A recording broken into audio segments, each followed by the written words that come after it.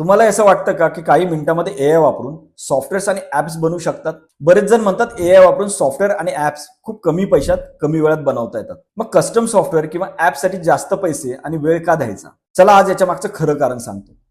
बघा, AI tools वापरून software झटपट तयार होतं हे खरं आहे, पण त्यामध्ये खूप मोठ्या लिमिटेशन्स असतात. भविष्यात जेव्हा तुम्हाला तुमचा बिझनेस एक्सपान्शनसाठी सॉफ्टवेअरमध्ये नवीन अपग्रेडेशन्स, चेंजेस किंवा मॉडिफिकेशन्स करायचे असतील, तेव्हा ते एआय जनरेटेड सॉफ्टवेअर तिथे स्टक होतं. ते स्केलेबल नसतं. दुसऱ्या बाजूला जेव्हा एखादी expert team customise software develop करते, तेव्हा ते फक्त कोड लिहित नाहीत, तर तुमच्या बिझनेसच्या फ्युचरचा विचार करतात. ते एक स्टँडर्ड प्रोसेस फॉलो करतात.